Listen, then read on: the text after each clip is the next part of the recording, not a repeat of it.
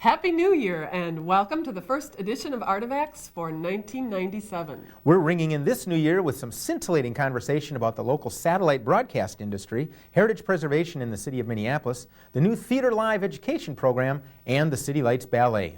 You'll also hear from Governor Carlson as we bring you several clips from his December speech announcing a statewide initiative for the arts. In 1991, when we came into office, arts funding was at a level slightly over $3.2 million. Today, it reaches $13 million, and with the new initiative, and with the bipartisan support of the Minnesota State Legislature, we anticipate a new funding level that will be slightly in excess of $25 million.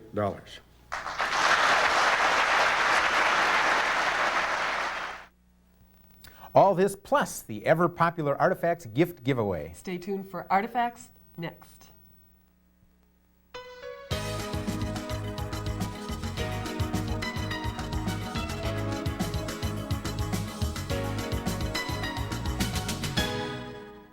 Welcome to the all-new edition of Artifacts. I'm Phill Lindsay from the Minneapolis Community Development Agency. And I'm Zahn with the Office of Film, Video, and Recording for the City of Minneapolis.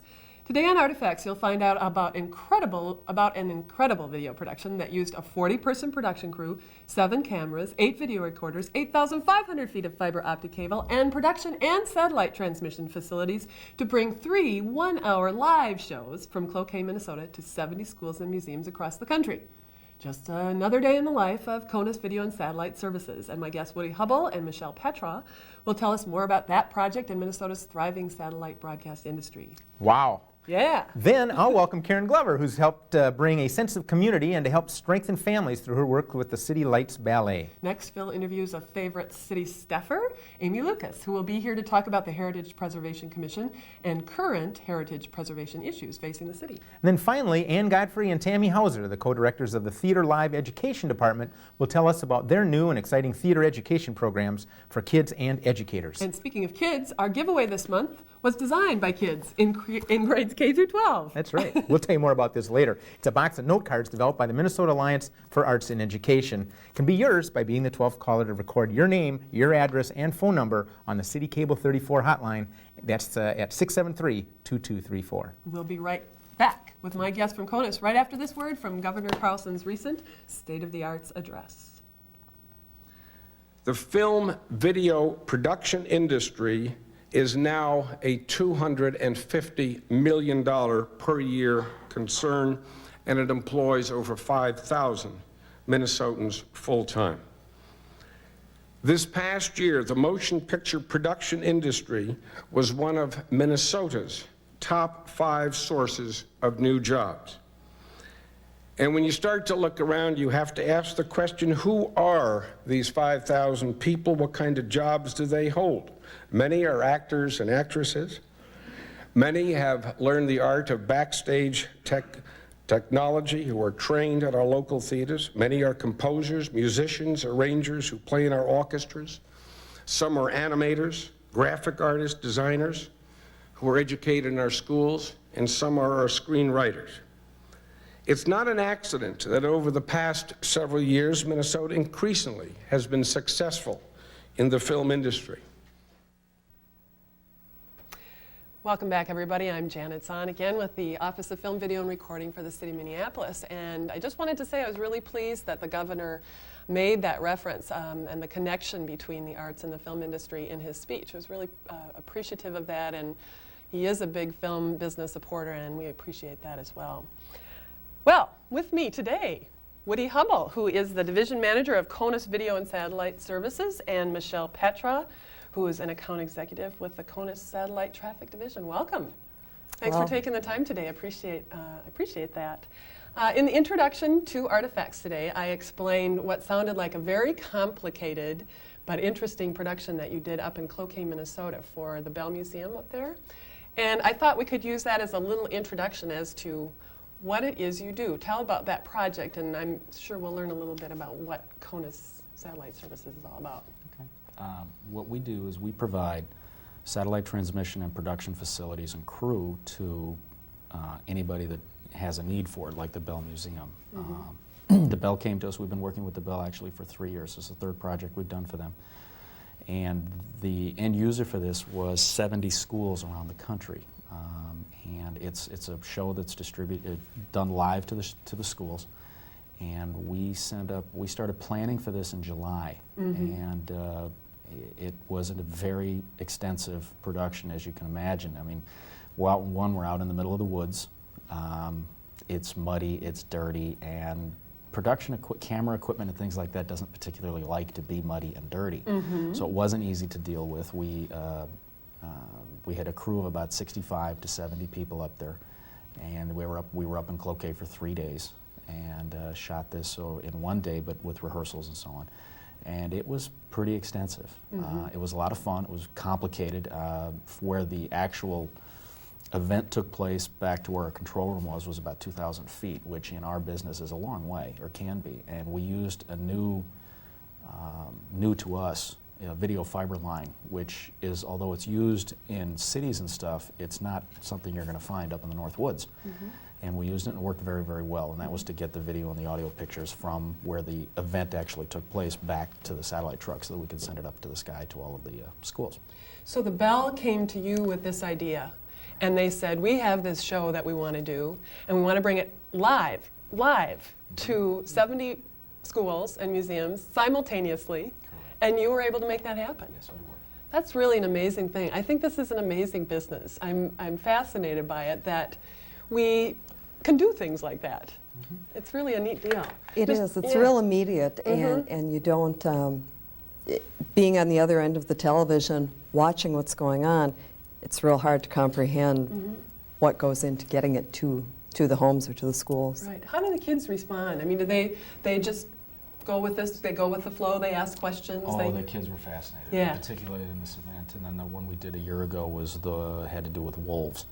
And they're absolutely fascinated. They have the ability to call in a number that the Bell puts up, and although they don't talk to the talent, as I understood, what happened was they ask questions and they're handed on cue cards to the talent. And they respond to it, and they absolutely were fascinated. So how far away were some of these kids? You were in Cloquet, Minnesota? The school was all around. The schools were all around the country. It was not just in Minnesota. They were everywhere. I can't give you all of the locations because they didn't tell us. They just said there's 70 of them. Yeah, wow, that's fascinating. Michelle, tell me about what you do. You are you're in the traffic division, satellite traffic division. What is that? Right. We're a broker, and our commodity is simply space. We sell space. Tell me about that. on satellites. Satellites in the last 10 years, particularly in the last 10 years, they used to be used for surveillance and government applications. They're really used a lot now in today's business for business applications, teleconferencing, training via satellite, companies that have a headquarters and many distribution areas will, instead of sending a training staff out to each site, will put up training on satellite and they'll just downlink it at each site, and really cuts the cost. We also do a lot of distance education for any number of applications. So basically I sell satellite space for any number of applications, either domestic or international. Many of our companies, especially in Minnesota, there's a large business community that deals internationally and provides services to divisions like Woody's that has the uplink truck and production capabilities, and we serve the transmission end. You were telling me a little bit earlier about some work that you have gotten kind of a nice client in Disney these days, and you've done a couple projects for them. Why don't you tell me a little bit about that so we can learn a little bit more about what you do? Disney came to us about well over a year ago to start with on the 25th anniversary of the opening of Walt Disney World, which was in October of 1996, this past October. To start off, we were really excited to work with them on that. And the first event we did kind of as a prelude to that was we provided facilities to them for the opening of the Hunchback of Notre Dame, which was in June down in New Orleans. And we provided a satellite truck, and myself was down there. Michelle went down there to work on the satellite part because it gets very, Disney flew in the entertainment reporters of, I don't even know how many television stations, hundreds of TV stations, and it was Michelle's responsibility to set up all the satellite windows for all of these stations. And Wow. And you were in the dome down there, in the Silver Dome, is that what? No, it's not In the the Silver Dome. yeah, it's Superdome. Yeah, Yeah, yeah, coming man. out of there. And what they do is, as Woody was saying, they'll fly in all these reporters, but instead of each station bringing their own crew and their own uplink truck, Disney will provide, which is us, the vehicle to get out and up to the satellite, and a person to book the windows and schedule all these different shots. So we'll have a room set up, the reporters will come in, and one after another peel off their reports live back to their stations. So it's the same crew, we're just tag teaming the talent in and Is it a out. scheduling nightmare? In a word. I can't It imagine. is, it really is, because being based in Minneapolis, we're used to thinking in Central Time. When you do a national event like this, you're dealing with every time zone in the nation. Everybody wants the same breaks for their newscast to plug into the, the entertainment slot of their newscast. So everybody, is vying for the same breaks. And it can get real ugly because you're dealing with Mountain and Central and Pacific and Eastern and all that. And especially when we were in New Orleans, you're in the Central Time Zone, but booking in the Eastern Time Zone for a station that's in the Mountain Time Zone, and you get real confused. Yeah. But it's very interesting. Yeah. It's real neat. How is it that a company in Minneapolis is working for Disney? I would think they would hire somebody from Los Angeles. Well, in the world that we work in the satellite services division, there's only about maybe 20 companies nationwide that do what we do. So it's a very small community. And in the world that Michelle is in, it's even smaller. There's maybe 6 or 7. So although there are companies based in Los Angeles, for example, for Disney, but the Disney stuff that we deal with is actually coming out of Orlando. It was not coming out of Anaheim. And there is no necessarily that type of facility down there. So they were calling, we're not the only vendor they use. They used us for these last 2 events. And hopefully they'll continue to use us for more. But it's the community the business community that we work in is very small. And, But it's national and international in scope. Yes. Small. yes. Correct. Yeah. And I think the other thing, too, is that over the years we've established some relationships with nationally based companies. We do a lot of work for Showtime networks. We have a fairly nice resume in terms of the jobs that we've done. We do a lot of pay-per-view business for Showtime, producing their boxing events, and doing the same kinds of things with stations that want to come in and do live shots for sports breaks. And so once you get on a roll and you have a Showtime on your resume and then you have a Disney on your resume, you can kind of keep building on a lot of those nationally based clients. Well, I always assume, because Conus has been here, this particular business has been here since 1984, correct? Conus Communications was created in 1984. Okay. Right. Yeah, so you guys have been around a long, so I always assume that this is something that, because our market has it, every other market does, but that's not the case. So we're very fortunate. Yeah, the bulk of our industry, as people might suspect, is in New York and Los Angeles. Minneapolis is probably, in relation to our industry, the 3rd largest. I mean, it is a large production community in this town. We're also very centrally based, which is nice. We can get anywhere in 2 days, whereas you can't get from New York to LA or Seattle in 2 or 3 days. And that helps us. That's just we're lucky in that respect. And again, the business is very small. And once you have some success with some people, people tend to keep coming back to who they've used before. Sure. And we've been. I think another element of that, when you ask why Minneapolis is greatly Stan Hubbard, who Conus is a division of Hubbard Broadcasting, and he had this vision in the 80s that, geez, we could do a lot of this by satellite. Sure. And it sort of evolved into, and that's why Minneapolis, it's not like someone chose Minneapolis as a hub, but rather that he had this idea and built this company, and this is where we happen to be, but we serve all over the nation. Again, pretty fortunate. Well, I would like our viewers to see a little bit of that Bell Museum piece that you did before we sign off, and so let's roll the tape and see what that was all about. Live, and I really mean live.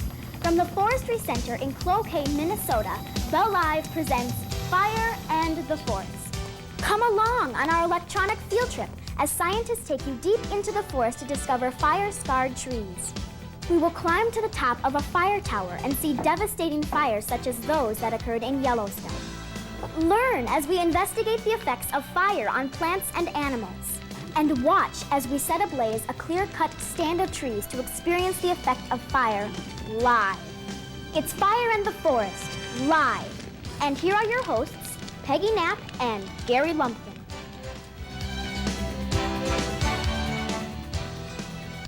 Hello and welcome to Bell Live's Fire in the Forest. I'm Peggy Knapp. I'll be your host. Nice work. Very, very nice work. Thanks very much for coming today. Thank you. Appreciate it. And we're glad to have your company here in Minneapolis, and fortunate that we have you here. Thank you. Phill will be back with his guest Karen Glover of the City Lights Ballet right after this Art Fact.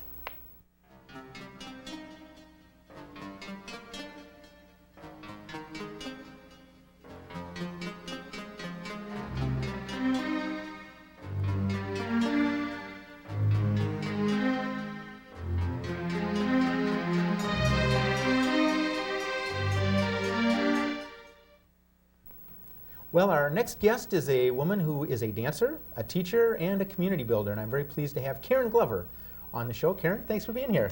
Thanks for having me. Pleasure to have you here. Your company is City Lights Ballet, and when I say company, I mean it's really kind of an entrepreneurial thing you've done. You've created this school. Why don't you tell people a little bit about what it is? Well, first of all, it's not a company in the sense of a ballet company. It really is a school, which you just said, but I wanted to underline that because, and it's a small school and it's dedicated to ballet, and especially the fundamentals of ballet. And it also is, as you said, I'm hoping that it will be a community builder. You know, because we are in the community, and people. Meet together there over or and about and with their children, you know. That's right. So families meet together, and we work on bringing the idea and the reality of ballet right into the neighborhood. So And also for folks who don't know where City Lights Ballet is, physically, where are you located? it's 1830 East 35th Street in South Minneapolis and Corcoran neighborhood. Right, and in other words, a little bit east of that great landmark, Patraw Park. Yes, Yeah, very, very wonderful close. part of town. Yes. And you do a wonderful set of things throughout the year. I first discovered it. I should disclaim a little bit that my sister-in-law's child is one of the dancers, and I was asked, hey, why don't you come and see the show they do down at Sabathani Center? And you do that every year? In the spring. In the spring? It was wonderful. Thank you. It was great. A cast of thousands, it seemed. Actually, it was not that big a cast, but they are very versatile, Yeah. and they're so willing to learn, so I keep adding on another part, and then they keep Yeah. learning. And it's very exciting. When we were talking just before we sat down here, too, about the traffic control, because it's not just what's out on stage, but there are lots of little bodies careening about backstage doing things. Yes. Well, I'm not sure they're careening about. They seem very disciplined. I Okay, mean, well, you I know. didn't mean to imply So- that they didn't know where their home base was back there. But it's not just a cakewalk, though, either. They have to know where they're going and all that sort of stuff. But this is part of the family building, the community building, because it's more than the Karen Glover show. I mean, there's a lot of parent involvement that goes on in that. Is that right? Yeah. I think it's not the Karen Glover show. I teach the fundamentals of ballet, and I choreograph, and I coordinate the program. Right. They are the program. You know? The children work so hard, and the adults. There are adults who have danced for a long period of time, and then they'll come in and give the good example of the good ballet that they do. And then there are the parents there who are just long-suffering, 100%. I mean, driving the kids, getting the costumes, driving them to makeup class, and helping them with their parts, and the wonderful support that they give. And doing the laundry, because as I understand it, there's a lot of laundry when you're a dancer, isn't that right? Yes, all those tights and leotards. That's right, Yes, you know. and those lost shoes when you have to go at the last minute because get another pair of shoes because they vanish. You know, kids Yeah. have got to write their name on their shoes. Yeah, there's a disappearing ballet shoe thing. I think that's part of the discipline. Yes. You've been doing this a while. Yes, Yeah. about 30 years, Yeah. about 29 or 30. And you told me a very interesting story about how you got the name City Lights Ballet. Oh, And I made an offhand yes. comment about Phill and Getty's bookstore out in San Francisco, and you said, I said, I think I've heard that before. People usually ask me that, and I have been in the bookstore and I have seen it, but that's not why the name came about. It was in a very happy time in my life, and I wanted to go up to, I was in San Francisco, and I wanted to go up to the tallest point that I could find and look around and see all the lights in the city.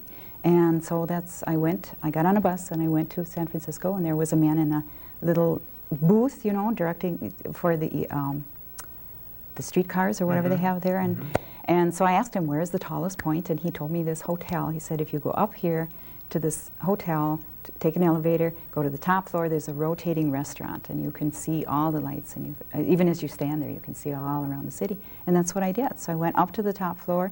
The first thing you see is this counter of the artificial jewels, you know, diamonds and, well, it was crown jewels or somher you know. just a display they had at the hotel? Or Yeah, something? yeah, which was beautiful in its own right, but then you look out out of the window at night to all the lights in the city, and it was so beautiful. And so that's what I did. I walked all the way around the rotating restaurant, looked out all the way around, and then I came back. So when it came time for me to name the school, I kept thinking that, and I thought people will say connected to the bookstore, but then finally I did it. And I was just being a smart guy here saying that, so that's kind of a nice story. Aren't you glad you didn't just happen to be pregnant in Flint, Michigan or something? I mean, what would you have done then? Yes, what would I have done? I had to get on a train and go to San Francisco, I guess. There you go. But after all that, now there's a rumor here. Can you confirm it that the City Lights Ballet may undergo a name change? Yes, I Yeah. think there is a real possibility because now it's been there for 30 years, and I have been there. But I am undergoing a change, and I feel that as I change and as the school changes, that we might need and in fact, Mary Beth came in the other day and said to me, you need a different name for Now, Mary the Beth school. is? Mary Beth Ron is one of the students. and Okay, she's and been she's there a an instrument. long time, so she can say things like okay. that to me. And So a good friend, too. Do you want to try out the new name, just Well, for viewer response here? Yes, because we could use some feedback, too. Okay. So, well, I was thinking turning point, you know. Turning Point, Yeah, beautiful. yeah, Okay. because we are in a turning point. All right. Now, we have to check it out and make sure that no one else has that name, too. Good point. But So- assuming they don't, for those of you that are watching Artifacts, why don't you call the City Cable 34 hotline and tell us if you like the new name for the still called City Lights Ballet Turning Point, 673-2234. And we'll give you some market research on that. Okay, great, thank you. Who comes to dance with you? Where are they coming from? Well, they come from, I did a map thing this last year, and they in a circle. I'm in kind of in the middle of a circle that extends as far as Columbia Heights, and there was a woman who came from Glencoe, but she decided it was too far to come Wow. every week in the wintertime. Highland Park, St. Paul, and then as far as 46th and then there's a woman that comes from Burnsville. She's about, Okay, so really you're drawing metro-wide here. yeah. That's yeah. pretty impressive. Well, I'm impressed. I didn't realize how far some of them lived, that they would travel that far. And must like your And- teaching and enjoy the discipline of the dance. Well, I hope so. I mean, I hope if they're going to come that far that they will enjoy it. Yeah.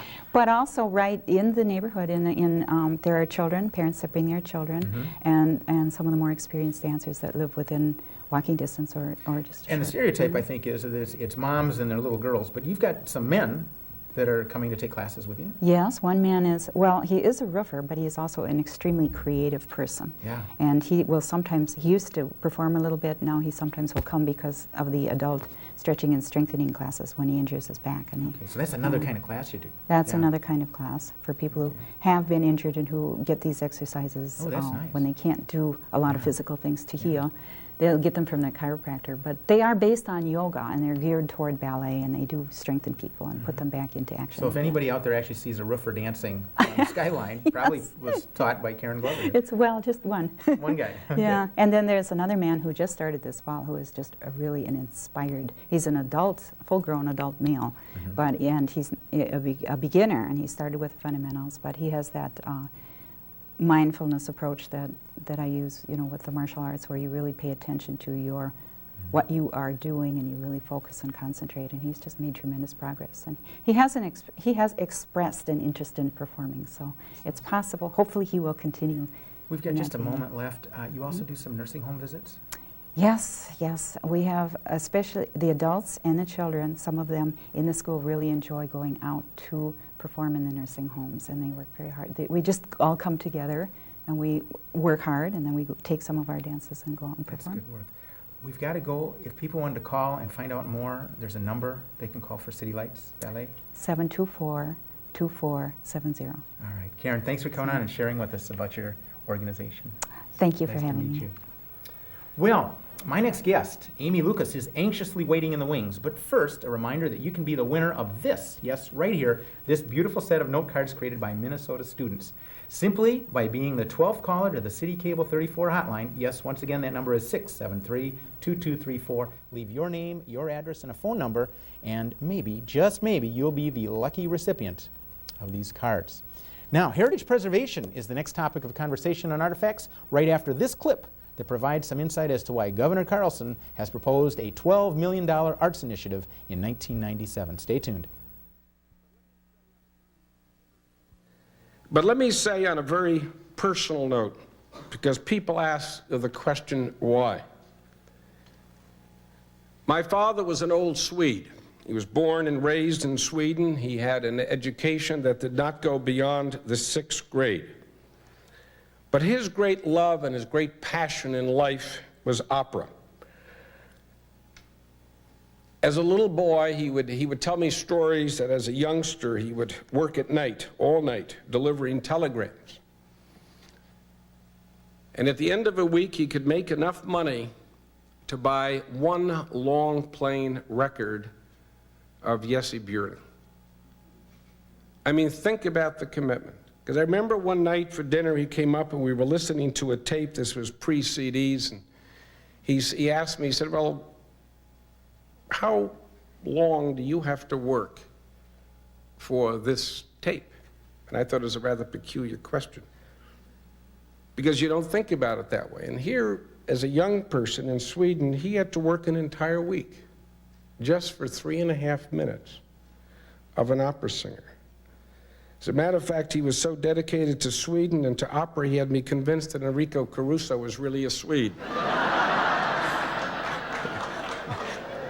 And that's really true. But we found that when he died, and we went through his papers, that in spite of the fact he never made any money, we were poor, he had been systematically donating a fairly sizable amount of the money that he earned to small opera companies in New York and New Jersey. And as I listened to Tony Randall on television talk about the American theater, I couldn't help but think about Papa. And then ask myself, what would Papa say if we were to take some money and invest it in the arts? What would he say about those kids who sang for us last night? What would he say about the children's theater? What would he say about the Guthrie coming up to Grand Rapids and performing? What would he say about the symphony playing out on a pasture in Red Wing, Minnesota? And I kind of suspect he would say that Minnesota is on track, because I think he, like you, understood that the arts really defines the soul of a culture. I think when a lot of us heard that story from the governor, we were actually rather touched. I don't think anybody had a clue about his family connection to the arts. I like that story. Well, moving from that to heritage preservation, our next guest is Amy Lucas, who is the staff person with the City of Minneapolis in charge of heritage preservation. Amy, thanks for being on the show. It's a pleasure to be here with you. Let's start with some real basics. What do you mean by heritage? Many groups call themselves historic preservation commissions, and I always kind of correct people because many of our designations are actually social, cultural history designations, not just the history of the building connected to the architecture, but a lot of the city's heritage is involved with these buildings, and that's a lot of the times why we want to save them. Well, I just learned something. So possibly then if something had great cultural significance, in addition to just it's been around for 150 years, that might designate it? Yes, that's why I brought this picture. Well, funny you might have this glorious glossy picture here. Now hold it up a little bit so our camera can get that there. Can you see? Now what I see here is a wooden frame house. Kind of a basic Minneapolis house, South 3905 Fifth Avenue South. Okay, hold it steady here for the camera there. And it's the Lena Olson Smith House, the Lena O. Smith House. And she was, did you get it? The first woman president of the Minneapolis chapter of the what is it? I don't know, this is your story. NAACP. Okay. Here in Minneapolis. She was also the first African-American attorney here in the city, female attorney. Okay. And this is in the 30s. And she lived in this home and actually practiced out of this home for a long time. And that's a lot of what our heritage designations deal with, a lot of cultural, social history. I think a lot of people think that we want to designate City Hall, and we don't. We designate a lot of things just based on what happened inside it. Well, that's very cool. I really did just learn that. And this building looks like it's kept in pretty good shape. Now, is this privately owned? Or? It is. The family, I think, rents it out, but the family still owns it today. Yeah. Well, you can tell they keep it in good shape. Now, do they get some incentives or some support to do that? We don't have tax incentives locally in the city. And I know that there are a few things going to the state this January, hopefully dealing with tax incentives. I would love to see go through. I know a group, Minnesota Solutions, is working on that, a lobbying group. And when you say tax incentives, this would be for either private owners or perhaps developers? Right, historic properties. If you're on the National Register, this home is actually on the National Register as well. There is a 20% tax credit for rehab work, which if you do $1 million rehab, that would make a big difference. That's real money. Yeah. That's right. Okay. What's the relationship of your office with the City of Minneapolis? Now, am I right that in some places a preservation commission or the like is not necessarily within City Hall? I'm actually in the planning department, which is a good spot for me because a lot of the issues are planning issues, maybe expansions, maybe I know something that's come up recently where they're doing a lot of the bike trails through the city and how they go through historic districts and how we can maybe plan on plaques or some planning involved within that. So I think the planning is a good place for preservation to be within the city. There are 2 people right now doing preservation. Me and Tracy Kramer, another staff person, was hired about 6-7 months ago. And as I understand it, Tracy, and probably you too, are working on the heritage preservation revision. There's a code or something? Right. We actually have a kind of short ordinance that was done in '72 that's lacking and probably doesn't help us a lot in the long run legally. And they're hoping to get a lot of things that's out in the open about what designation means in the process. And the commission itself, it does need to, it's got a few holes. Well, I can imagine. Now, you were just recently down in South Carolina, and I think of that in terms of preservation with the Charleston Principles. Are these something that you all have to adhere to, or is it something you get to kind of bring with you for armature to go in and argue your case? That's funny. Those actually, but the city needs something more like that, a stronger backing to a lot of the legal issues that come up, and they're minor really, just public hearing notifications.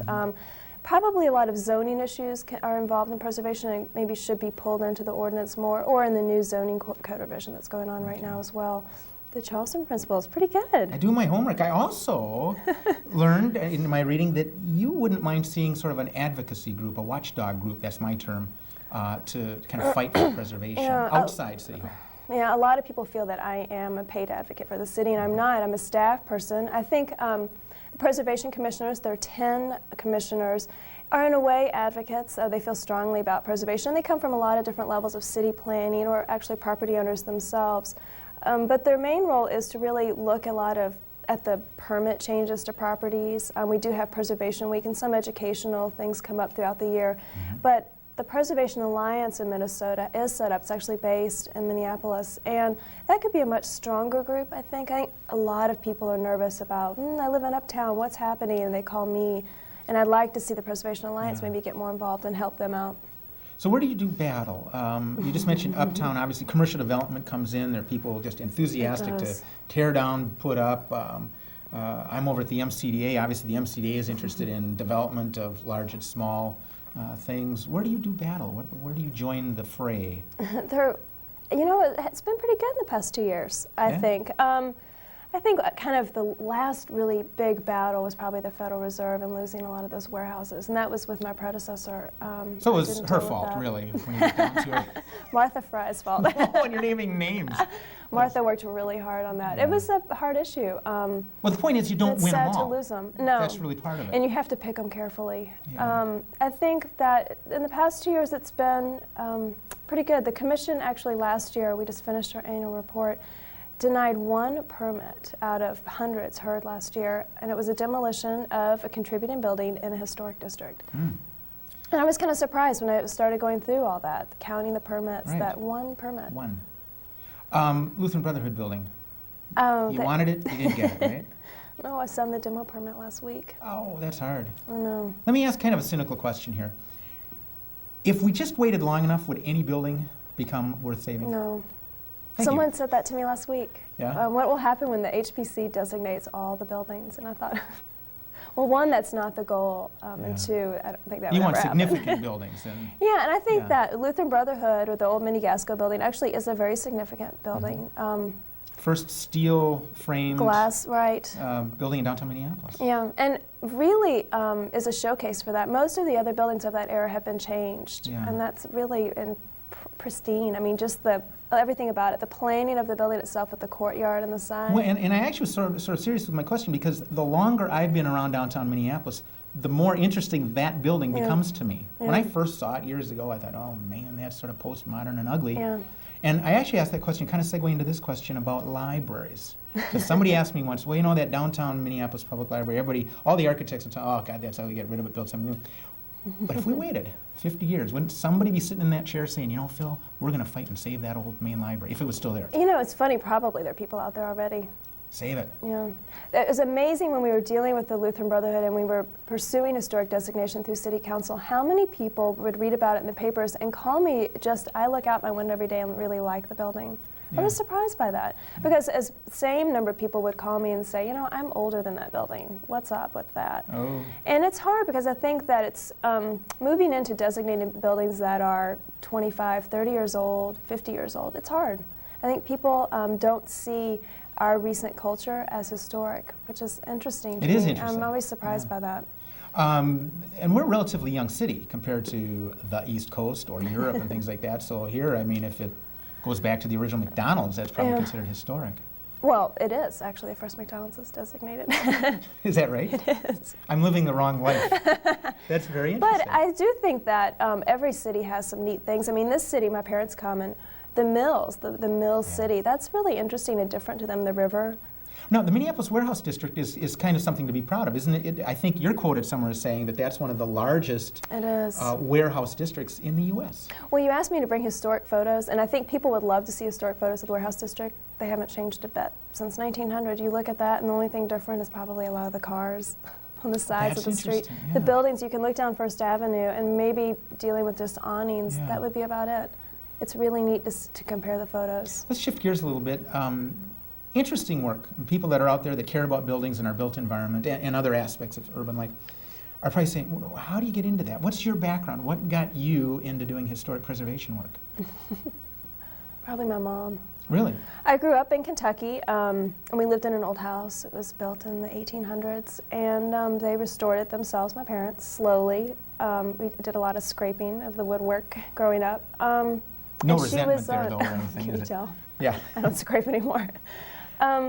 And she was on the Preservation Commission in my hometown. So you're second generation. There you go.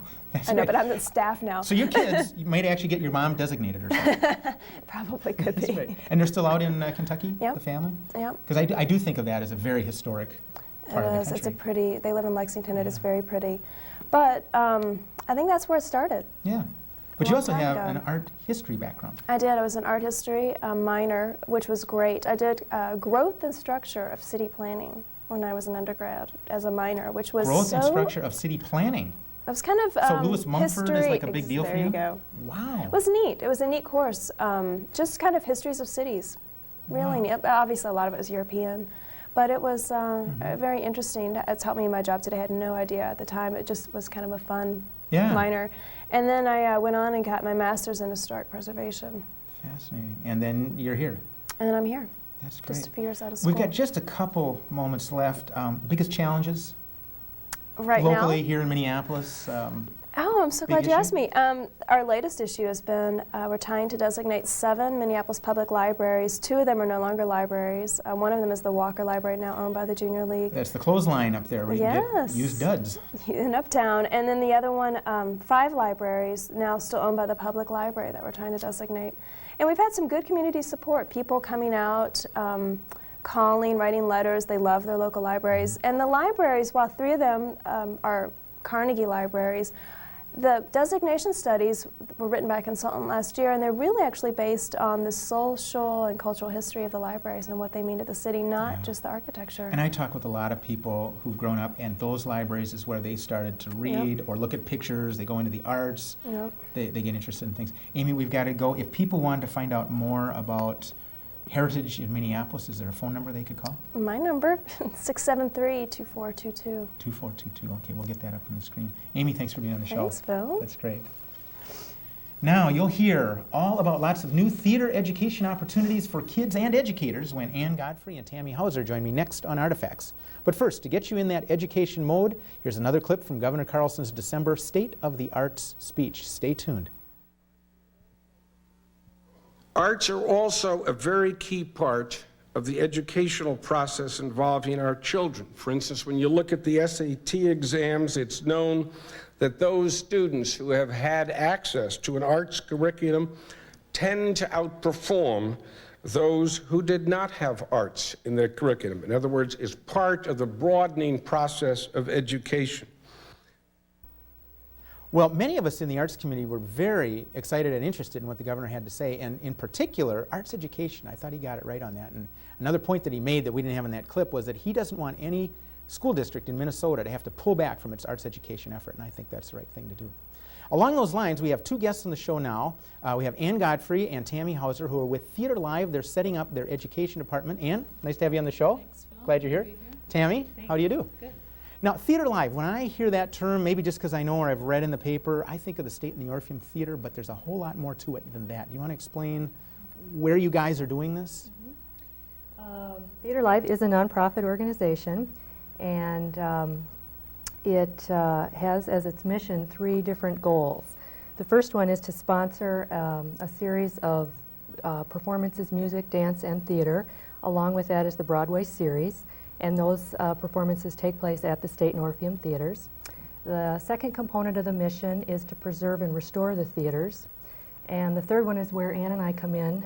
It is to develop an education program to give something back to the city of Minneapolis, who put up the money to, who actually own the 2 buildings. That's right. The buildings are owned by the city, and as I understand it, the restoration is actually being paid through ticket surcharges and things like that. That's exactly so right. taxpayers aren't actually on the hook for that. No. So that's very cool. So I a lot of people would probably be saying, well, wait a minute, this is basically, and I, correct me here, basically a Broadway touring house. Why do you need an education department? I mean, what's the opportunity there? Well, as part of our mission, what we really want to do is explore the relevance that the performing arts has to people's lives. We believe musical theater is an indigenous form of theater, and we just think that there are a lot of educational opportunities to explore that, and want to make people aware of the history and all of that comes with it. So. Well, and you were nice enough to bring a clip that we'll see in a moment, because the physical structure is partly what you're talking about, these gorgeous old buildings. Right. But it's more than simply what goes on stage, too. It's all the back of the house kind of stuff and the jobs that are involved. That's right, and it's their location as part of the history of Hennepin Avenue, the history of Minneapolis. Yeah.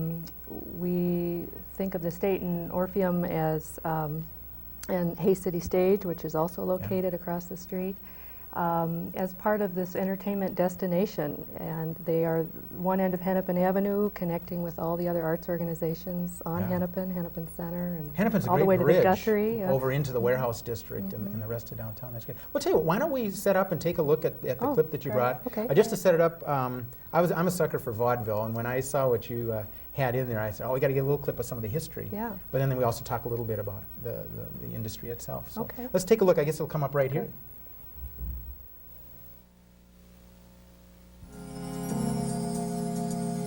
It wasn't movies that built these theaters.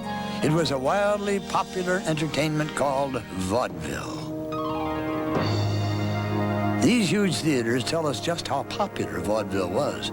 The Orpheum, built 90 years ago, seated 2,000 people. Vaudeville was a colorful mishmash of dancing, singing, and gymnastics, what we later called variety shows.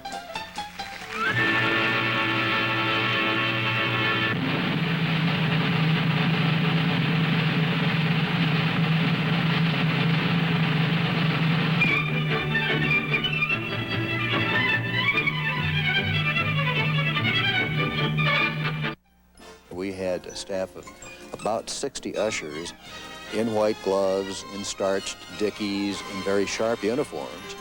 And everything we did at Radio City was done to set it above and apart from every other theater in the Twin Cities. The sound and the presentation were unequaled anywhere.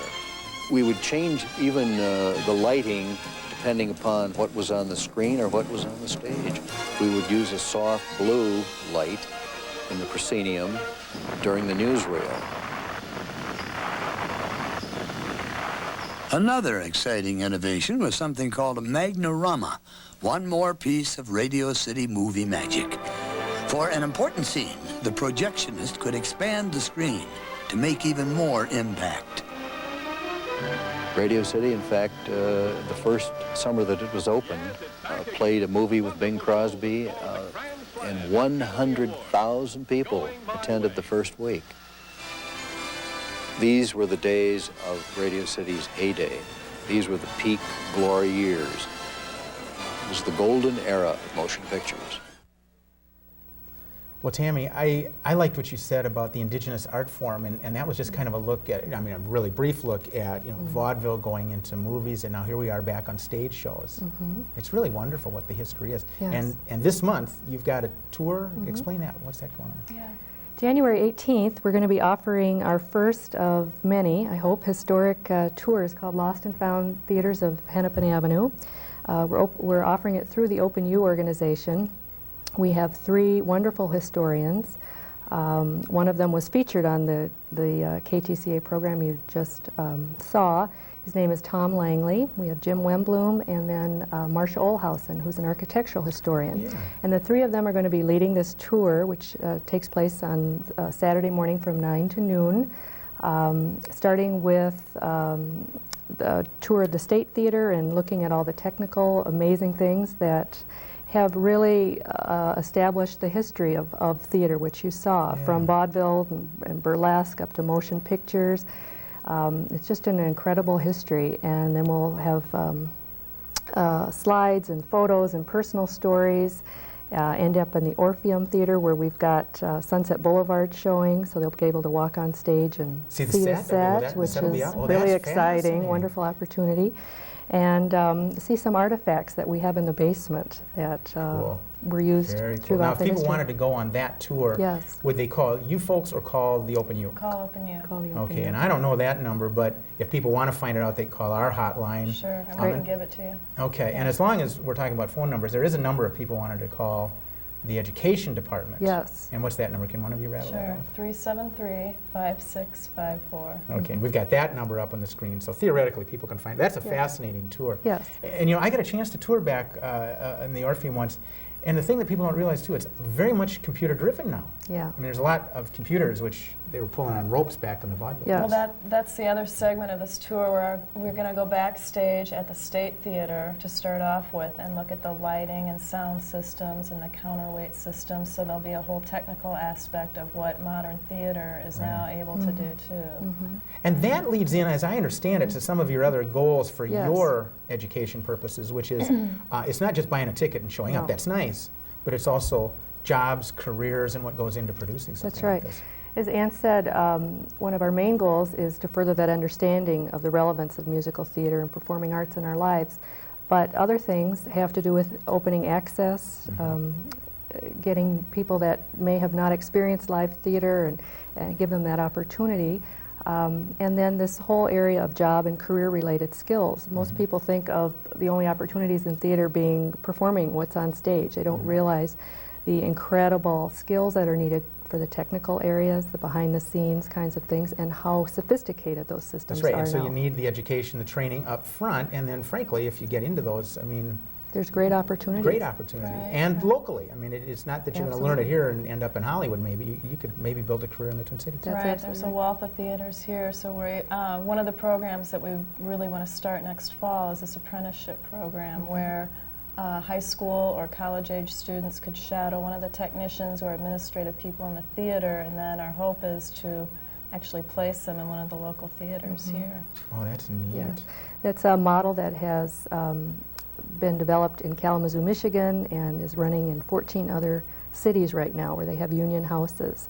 And it has become citywide effort where all the organizations collaborate together to train and place students who get college credit, vocational credit, and some really great technical skills. Now, I should sort of disclose something. I actually sit now on your advisory council, so I should let people know that. Yes.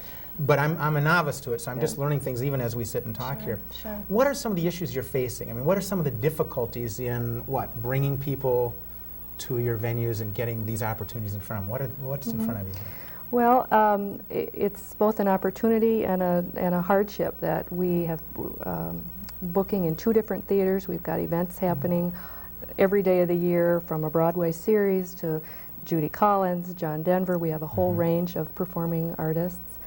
Dance companies, Tap Dogs, River Dance is coming. Some Tap of the big Dogs? things. Tap Dogs, a missed dance that troupe from press Australia. It release. was just wonderful. Oh, so this is a human dance? Yeah, number. yeah. No, Yes. no, it's not part of the vaudeville. They're human Yeah, I'm back to vaudeville myself. I thought, hey, No. It's a Harold Lloyd wonderful and his dance Tap troupe. Dogs. I thought this was great. So we're really busy all the time. We've got a lot of Yeah. things going on. We have, we are union houses, so we've got a lot of legal issues with who can work and who can't, and training that Yeah, I is needed. suppose. Yeah. And Ann and I have just started our education department in July, so we're Right. fairly new in planning and visioning. So making all those pieces come together is bet. the thing that. So really, 97 is we're your doing. kickoff year. Absolutely. This is it. Absolutely. We're really excited about Lion King coming to town. Disney is going to premiere Lion King at the Orpheum. So they're going to meet with us in January and work with us very closely to develop their education program for this. And Wow, so that'll essentially be a national model to some extent. Yes. You started here and they might Yes. take that with. Well, Yep. congratulations, it Yeah. sounds Thanks. exciting. Really And that excited. number again, if people want to find out about Theater Live's education department? 373-5654. Okay, thank you both for being on the show. Thanks Thank Look you forward for to getting asking us. updates from you. Great. good. Now remember, if you have any questions or want more information about anything you've seen on Artifacts, including the guests and what they're up to, call the City Cable 34 hotline. That number is 673-2234. And if you're interested in winning these beautiful note cards created by Minnesota students, call that same hotline number, 673-2234. Leave your name, address, and phone number on the machine. And if you're the 12th caller that says something scintillating about the arts in Minnesota, see, now if you just say something and you're the 12th caller, you may be lucky enough to get this sent to your very personal home. But do leave your address. We need to know that. Now, Janet will be back in just a moment to wrap up the show with me right after this. Stay tuned.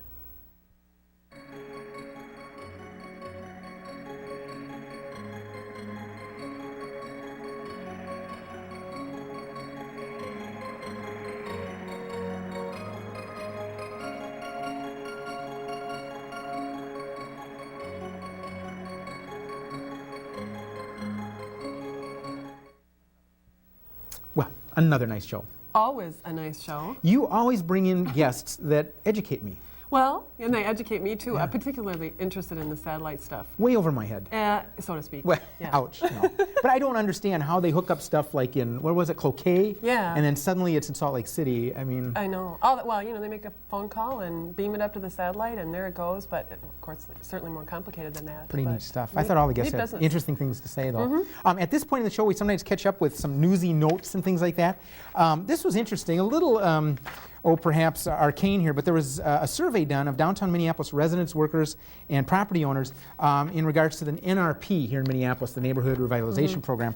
And what they did is they surveyed these people about a whole bunch of sort of livability issues. When it came to the arts came in with a very high rating. In fact, arts, now again, Minneapolis Riverfront, were rated either excellent or very good by 54% of the respondents, and that beat out every other category if you combined those two rankings. Better than safety, skyways, transportation, downtown housing, parks. I was frankly kind of surprised, but it speaks well to the value of the arts. Right, and that's what they're trying to say here, is that this is a really important part of living downtown. Right, and it goes with all of those other elements. I mean, they're all important, but again, the arts come through very well.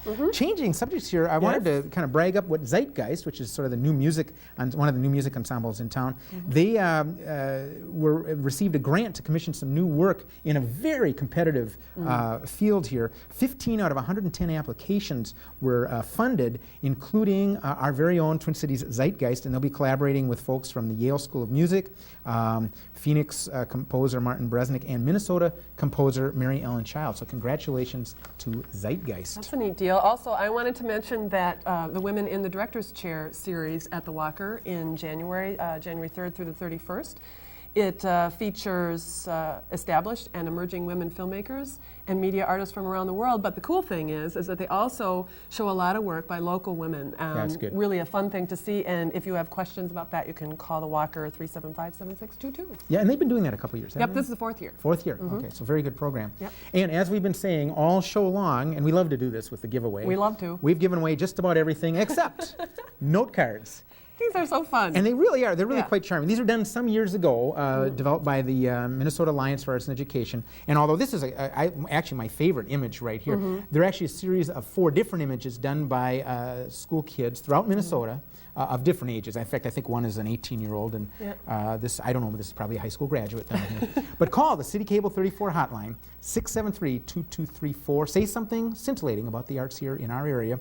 And if you're the 12th caller, this will wing its way to you through the U.S. Postal Service. And be sure to leave your address and phone number. Yeah, those of you who don't, well, it's like having a mine call up. There's just no utility to it at all. So that's all. So we also want to remind you that our events calendar is coming up right after we stop talking. That's right, so grab your pencils, we will. Eventually. And we'll see you next time. I'm Phill Lindsay. And I'm Janet Zahn for Artifacts.